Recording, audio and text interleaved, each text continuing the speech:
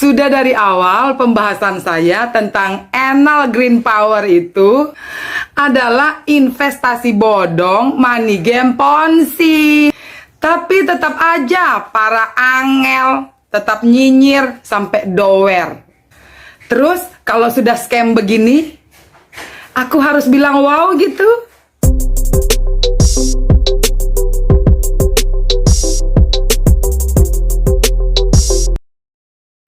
Mau perusahaanmu itu punya kekuatan hijau, merah, biru, kuning, putih, belang-belang, orange, ungu, apalagi abu-abu, EGP. Emang gua pikirin, bagi dungu lover, angel kekuatan hijau, angel green power, saya turut berduka cita, saya turut berbelasungkawa. Saya turut berempati, tetapi saya tidak turut sepenanggungan. Mereview saat itu ada komen yang mengatakan di grup, hati-hati mbak, kalau berurusan dengan orang penting di Enel Green Power ini ada Menteri BUMN loh. Padahal hanya dicatut dan bukan Enel Green Power yang seperti itu. Beda lagi dengan leader-leader yang ada di bisnis-bisnis sebelumnya itu. Contoh, bisnis Mimiles. Di situ ada cucu penguasa Orde Lama yang akhirnya katanya, saya kan hanya member. Terus ada lagi di Fitup, para elit NU. Ternyata apa? Ada lagi di Vito, Jenderal. Wih, apa yang jadinya sekarang? Tetap aja investasi bodong, money game, ponzi.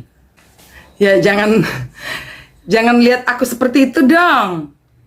Pusing aku jadinya. Baik, saya mau infoin ada 5 hal penting yang harus Anda ketahui pada waktu Anda berinvestasi di bisnis yang salah. Investasi bodong, money game, ponzi. Ingat, yang pertama, saya contohkan ya. Para korban investasi bodong, contohlah ya ada Tesla Solar, ada AGT, ada EGP, pokoknya yang sejenis-jenis yang saya masukkan pada kategori sancah. Saat para dungu lover di bisnis tersebut mulai bereaksi, mereka akan berganti kulit.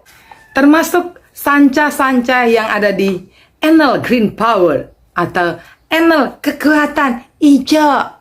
Ingat yang kedua, para leader-leader yang juga sudah turut mengambil bagian mengalami kerugian. Namanya leader, tentu kerugiannya hanya nama baik saja sih. Itu pun kalau beliau itu punya hati nurani, punya rasa malu. Leader-leader ini pasti sudah untung secara sistem. Kan mereka orang awal, merekrut lebih banyak, posisinya lebih atas, dan lebih banyak yang di bawahnya. Karena sistemnya bergulir seperti bola salju, otomatis leader ini untung. Nah, kemudian leader ini akan menjadi predator. Lebih gila lagi, karena sudah pintar. Pengetahuannya sudah mumpuni. Bahkan predator ini bisa saja terobsesi untuk membuat bisnis yang sama. Ingat yang ketiga, para dungu lover yang jelas-jelas menangis darah karena terugikan menjadi korban penipuan investasi bodong, money game, ponzi ini. Mereka ini belum tentu kapok loh. Namanya juga dungu lover, ya toh? Untuk mengembalikan kerugian-kerugian di bisnis mereka tersebut, maka bila ada tawaran-tawaran dari bisnis-bisnis baru dengan sistem yang sama, maka dungu lover ini akan naik tingkat menjadi leader karena mereka sudah dapat pengetahuan di bisnis sebelumnya. Mereka akan lebih cekatan dikit untuk merekrut lover-lover dungu yang baru. Sebagai pemula, Walaupun mereka belum piawai seperti leader-leader yang sudah menjadi predator itu. Ingat yang keempat. Serius dikit lah, serius aku ini. Yang keempat, ternyata permainan investasi bodong yang bersistem money game Ponzi ini bukan hanya berlaku dalam sistem bisnisnya semata, tapi juga dalam sistem hierarki rekrutmen bisnis tadi. Contoh, saya dungu lover yang menjadi leader. Dari leader, naik menjadi predator. Dari predator menjadi owner. Setelah sudah menjadi owner, cepat atau lambat disumpahin orang, dikutukin orang, akhirnya juga mati. Ingat, di mana bisnis investasi bodong money game Ponzi sedang booming-boomingnya, disitulah resiko untuk cepat scam. Ingat yang kelima, tobatlah, insaflah. Karena kalaupun perusahaan itu berjalan running well, di mana satu waktu sudah tidak ada member baru, maka secara sistem bisnis tersebut akan scam dengan sendirinya. Di dalam grup-grup, biasanya predator itu yang membuat grup, predator itu yang memotivasi para member, dan akhirnya predator itu juga yang menggaungkan hati-hati akan scam, tapi masih bisa OWD sih. Karena mereka mau cuci tangan, cuci kaki, cuci muka, cuci gudang, supaya tidak tersangkut dengan mitra yang lain. Kesimpulan ya, bila Anda tidak ikhlas bahwasanya diri kita sudah kena tipu, kita harus menyadari, ya mengikhlaskan diri bahwa kita sudah kena tipu.